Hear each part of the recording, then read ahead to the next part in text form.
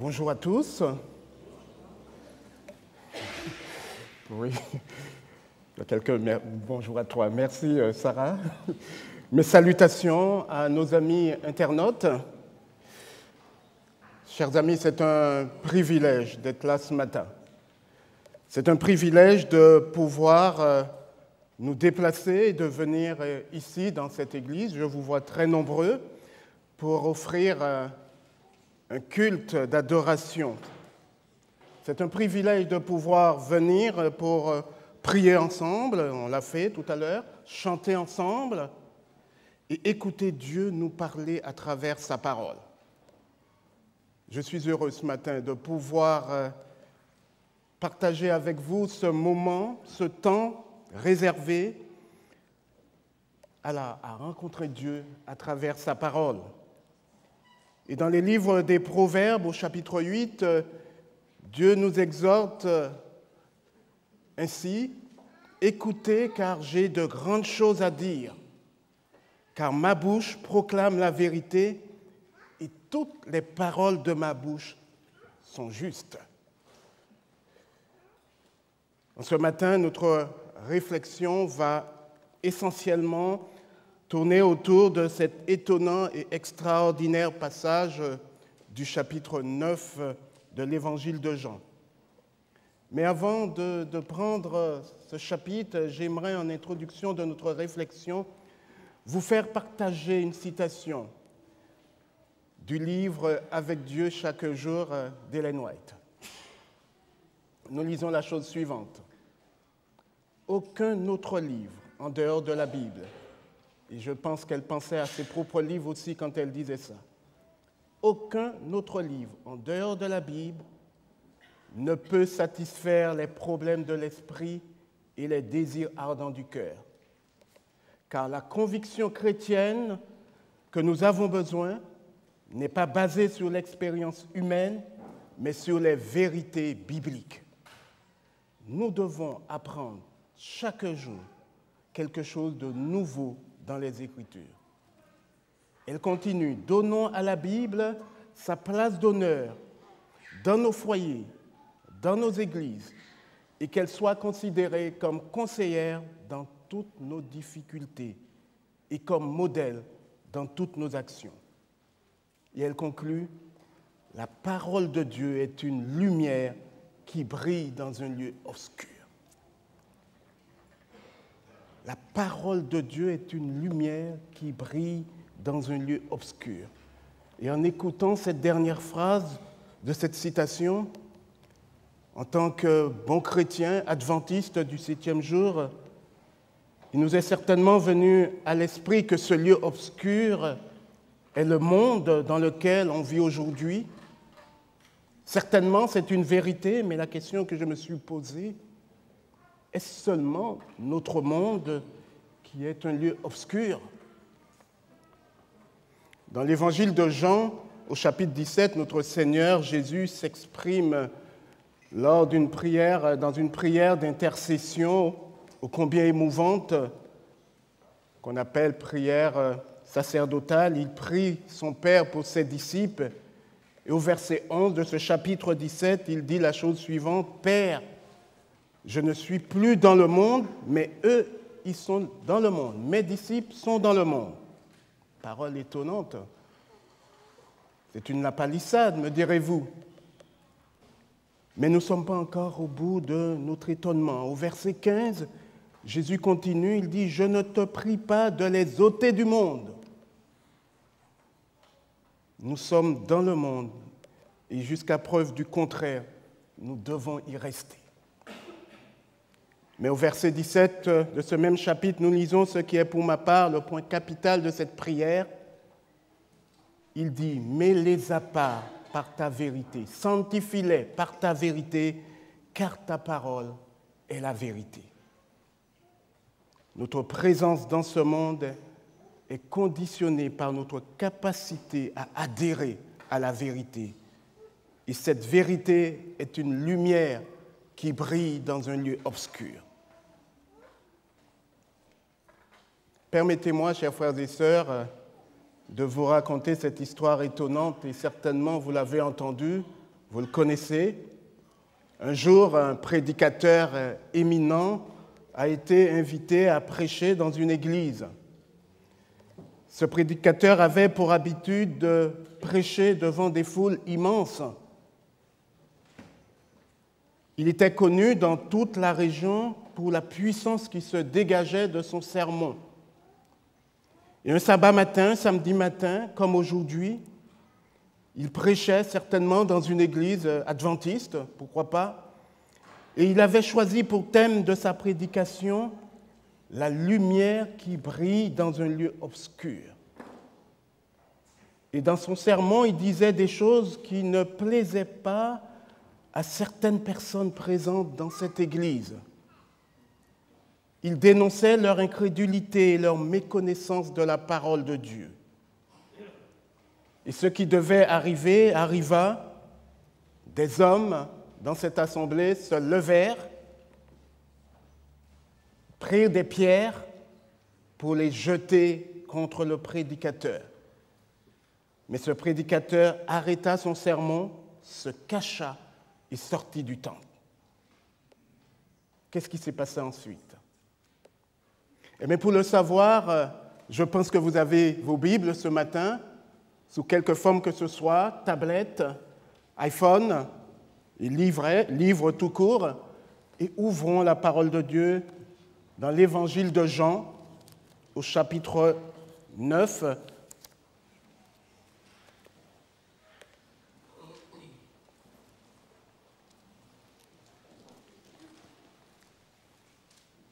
Avant de lire le premier verset, je vous invite à lire le dernier verset du chapitre 8.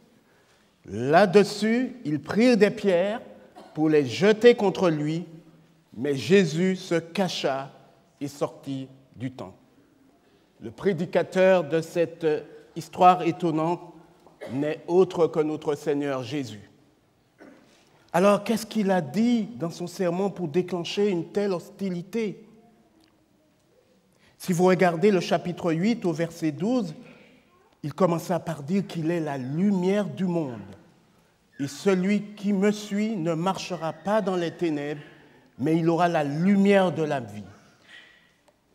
Vous êtes dans ce monde. C'est pourquoi il leur dit, vous allez mourir dans vos péchés, car si vous ne croyez pas ce que je suis, vous allez mourir dans vos péchés. Toujours chapitre 8 au verset 36. Si donc le Fils vous a franchi, vous serez réellement libre. Et au verset 58, regardez bien, il a vraiment enfoncé le clou et là, pour ces hommes, c'en était trop. Il leur dit, en vérité, je vous le dis, avant qu'Abraham fût, je suis. Et là-dessus, le verset 59, ils prirent des pierres pour les jeter contre lui, mais Jésus se cacha et sortit du temple. Ce matin, une question fondamentale pour notre réflexion, cette parole de Dieu qui est une lumière qui brille dans des lieux obscurs. Quels sont les lieux obscurs?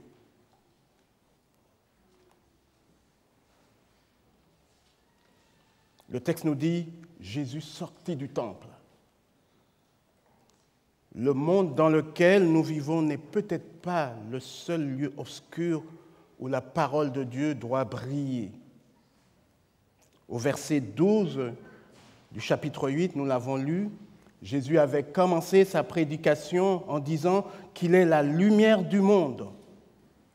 Chers frères et sœurs, la vision que Jésus avait du monde est-elle compatible avec la vision que nous avons du monde aujourd'hui? Avons-nous une vision juste du monde exprimée par Jésus dans sa prédication? Quel regard portons-nous sur le monde dans lequel nous vivons? Le Seigneur Jésus, ce matin-là, comme il l'a fait ce sabbat, il était à Jérusalem, veut nous faire prendre conscience de deux choses fondamentales. La première, revoir ou reconsidérer la vision qu'il avait, lui, du monde, et par la même occasion, nous interpeller sur celle que nous avons aussi du monde. Deuxièmement, il veut aussi que nous reconsidérions notre mission dans le monde.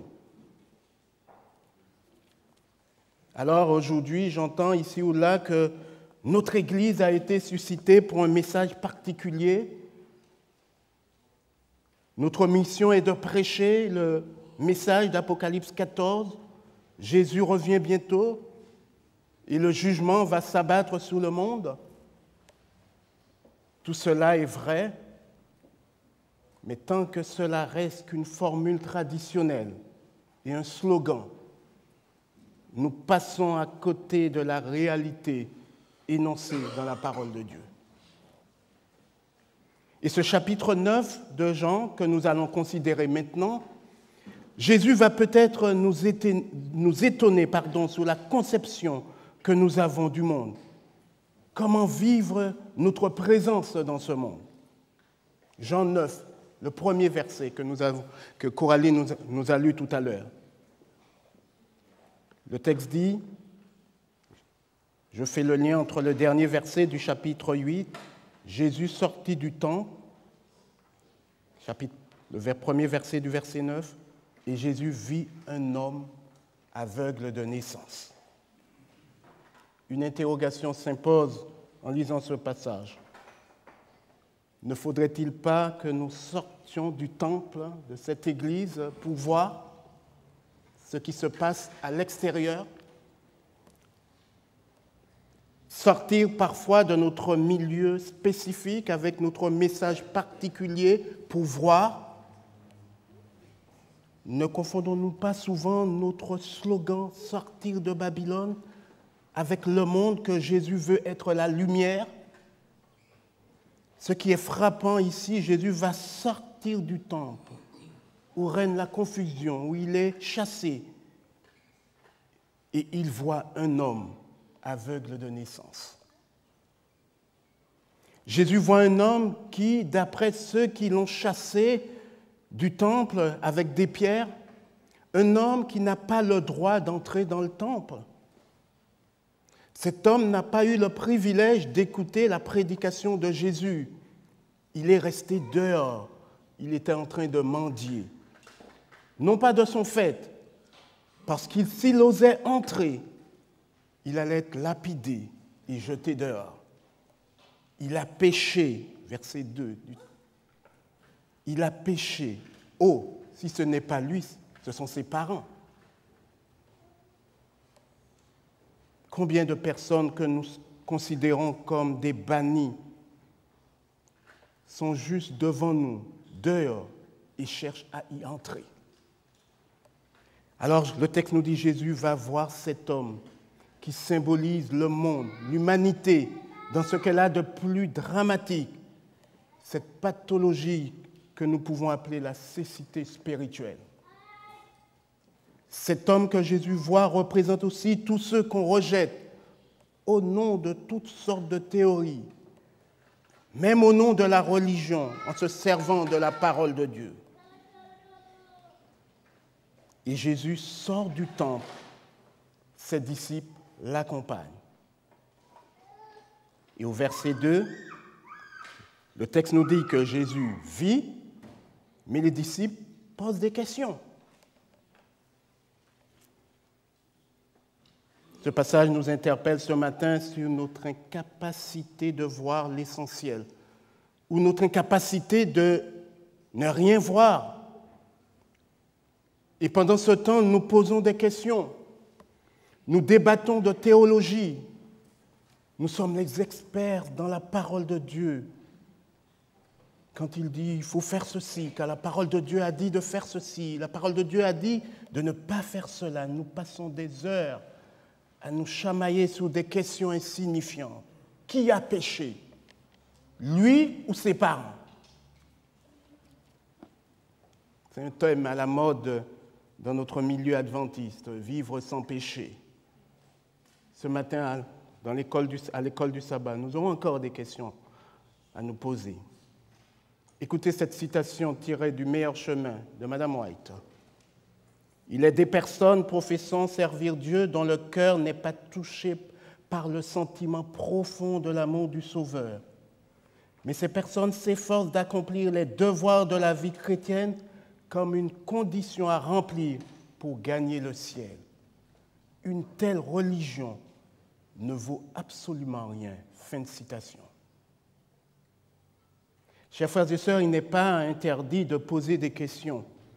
Les questions peuvent manifester un désir de connaître, de comprendre. C'est un moyen de nous faire réagir, de nous engager, de nous rendre responsables.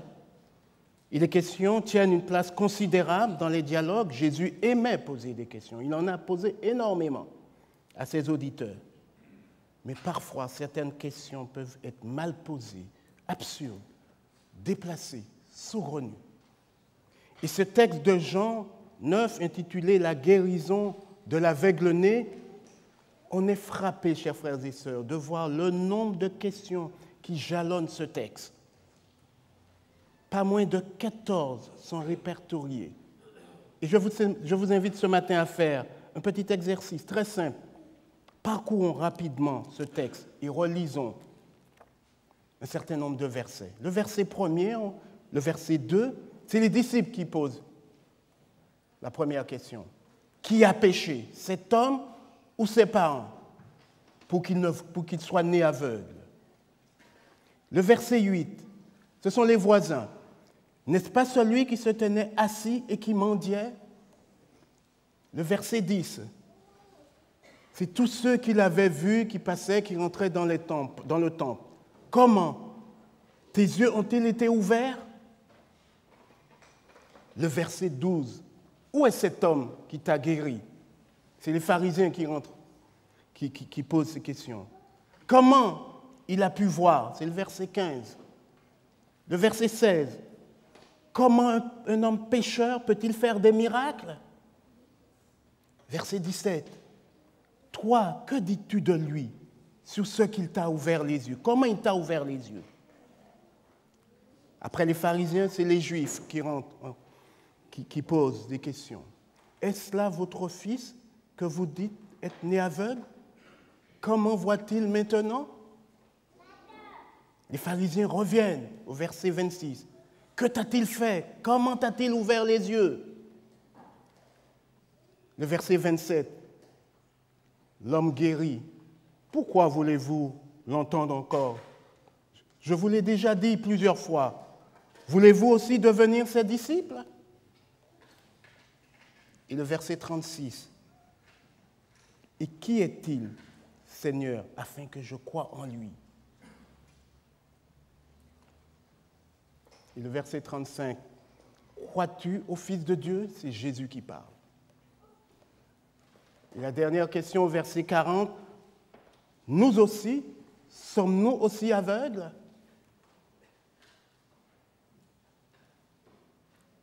Dans cette agitation, vous aurez remarqué que Jésus pose une seule question. Que s'est-il passé pour qu'il y ait autant d'interrogations? Quel événement qui suscite autant de questions? Lisons le verset 6 toujours du chapitre 9. Ce qui s'est passé, voilà.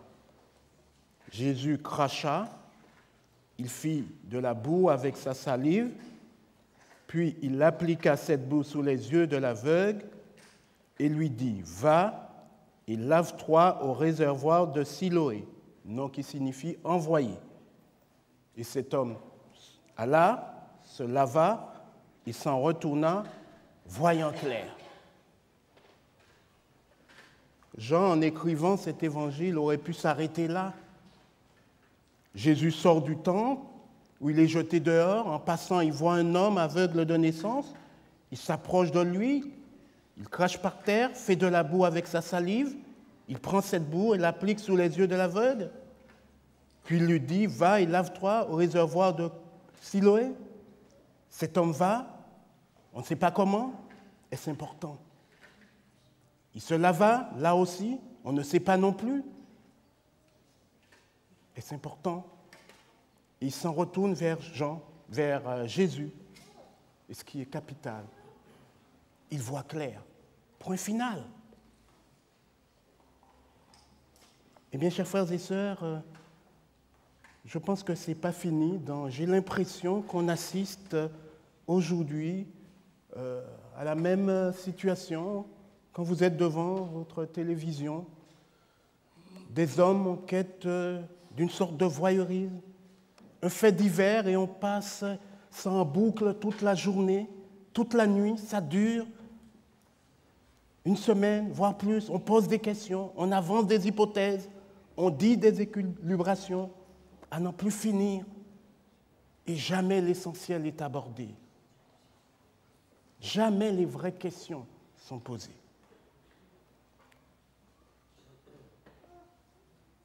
Dans cet épisode, jamais le monde n'a connu un tel événement. Comprenons-nous vraiment ce qui s'est passé au réservoir de Siloé? Ce chapitre 9 de l'évangile de Jean mérite toute notre attention, nous qui vivons aujourd'hui au XXIe siècle. Mais la parole de Dieu est une lumière qui brille dans un lieu obscur. Et pour comprendre ce qui s'est passé au réservoir de Siloé, lisons ensemble le livre de la Genèse, au chapitre 1er, le versets 2 et 3. Sans entrer dans des considérations très théologiques, le texte dit « La terre était informe et vide, il y avait des ténèbres à la surface de l'abîme, et l'Esprit de Dieu se mouvait au-dessus des eaux. » Et ce qui est intéressant, Dieu dit que la lumière soit, et la lumière fut. Dieu vit que la lumière était bonne et Dieu sépara la lumière d'avec les ténèbres. Dieu appela la lumière jour, il appela les ténèbres nuit. Ainsi, il y eut un soir, il y eut un matin, ce fut le premier jour. Quel miracle pour cet homme envoyé au réservoir de Siloé. Ce fut le premier jour de la création pour lui. Toute sa vie était plongée dans les ténèbres. Et quand nous lisons le verset 35, il donne un témoignage bouleversant. Chapitre 9, le verset 25. « Je sais une chose, c'est que j'étais aveugle et que maintenant je vois. » Chers frères et sœurs, quel décalage entre ce que Jésus voit et ce que nous voyons.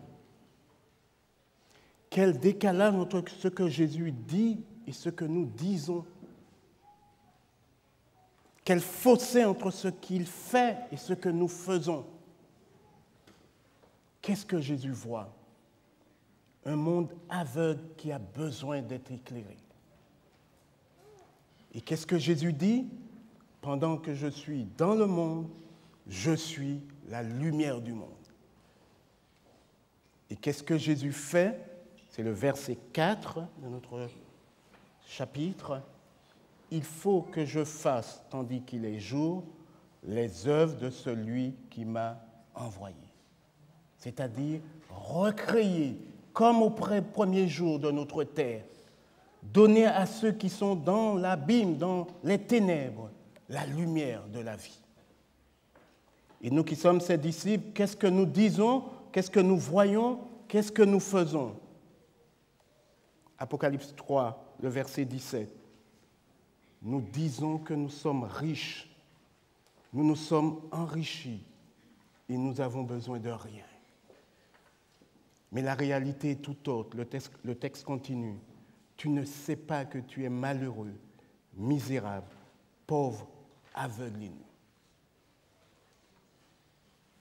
Parmi les 15 questions de ce chapitre 9, je vous invite à revoir ce que je considère que les 3 questions qui me semblent fondamentales. On va commencer par la dernière question, le verset 40. Ça a été posé par les pharisiens. Nous aussi, sommes-nous aveugles? Quel parcours depuis leur première question, au verset 10 et au verset 17. Nous aussi, sommes-nous aveugles? Ellen White dit la chose suivante, toujours dans le meilleur chemin. Le Rédempteur du monde accepte les hommes tels qu'ils sont, avec tous leurs besoins, toutes leurs imperfections et toutes leurs faiblesses. Vos promesses et vos résolutions sont comme des toiles d'araignée. Vous êtes incapable de dominer vos pensées, vos impulsions, vos affections. En d'autres termes, vous êtes aveugle. Et Jésus va le dire au verset 39. « Je suis venu dans ce monde pour que ceux qui ne voient point voient et que ceux qui voient, en d'autres termes, ceux qui pensent voir et qui pensent qu'ils n'ont besoin de rien, deviennent aveugles pour aspirer à la lumière. » Sommes-nous aussi aveugles? La deuxième question qui me semble fondamentale dans ce texte, c'est le verset 35, et c'est Jésus qui la pose. Crois-tu au Fils de Dieu? Croyons-nous au Fils de Dieu? Sommes-nous capables de reconnaître en Jésus celui qui nous a guéris? Et l'aveugle guéri pose la question, qui est-il, Seigneur? Qu'est-il pour que je croie en lui? Et Jésus répondit, je suis celui qui te parle, c'est moi le Fils de Dieu. Et cet homme dit, je crois, Seigneur, et il adora. Extraordinaire parcours d'un herbe passer des ténèbres à la lumière. Lisons 2 Corinthiens, chapitre 4, le verset 6. L'apôtre Paul, nous dit la chose suivante, 2 Corinthiens, chapitre 4, le verset 6. « Car Dieu qui a dit, la lumière brillera du sein des ténèbres, a fait briller la lumière dans nos cœurs pour faire resplendir la connaissance de la gloire de Dieu sur la face du Christ. » Dieu a fait briller la lumière dans nos cœurs. La troisième question que j'ai retenue pour vous ce matin, c'est le témoignage personnel venant de cet homme qui a vécu l'expérience la plus extraordinaire de sa vie. C'est le verset 27. Il pose la question suivante. Voulez-vous aussi devenir ses disciples? C'est un appel que le Seigneur nous adresse ce matin à travers cet homme, à travers son témoignage. Voulons-nous aussi devenir disciples du Christ? La parole de Dieu est une lumière qui brille dans un lieu obscur. Et ce matin, je voulais, par ce témoignage de cet homme guéri par Jésus, attirer votre attention que le lieu obscur dont il est parlé, c'est notre cœur. Toujours dans le meilleur chemin, Ellen White dit la chose suivante. Qui possède notre cœur? Avec qui sont nos pensées? De qui aimons-nous à nous entretenir? Qui possède nos plus chaudes affections? Elle continue. L'action de l'esprit est silencieuse et imperceptible. Ses effets sont manifestes. S'il est vrai que nous ne pouvons rien pour changer nos cœurs ou pour nous rendre tels que Dieu veut, si nous devons avoir aucune confiance en nous-mêmes et en nos bonnes œuvres, notre vie révélera que l'Esprit de Dieu demeure en nous. Un changement se remarquera dans notre caractère. Le contraste entre ce qu'on a été et ce qu'on est sera marquant. Et c'est pour cela que Jésus nous conseille, pour terminer, dans Apocalypse 3, le verset 18, d'acheter de l'or éprouvé par le feu, afin que nous devenions riches. D'acheter de vêtements blancs afin que nous soyons vêtus. Et surtout, un collier pour oindre nos yeux afin que nous puissions voir. Que le Seigneur, dans sa grande bonté, puisse nous voir dans notre aveuglement et que nous puissions aller sans crainte au réservoir de Siloé. Et que nous puissions dire dans nos prières, comme l'a dit David dans le psaume 119, le verset 18, « Seigneur, ouvre mes yeux pour que je contemple les merveilles de ta loi, car ta parole est une lampe à mes pieds et une lumière sous mon sentier. » Que Dieu vous bénisse.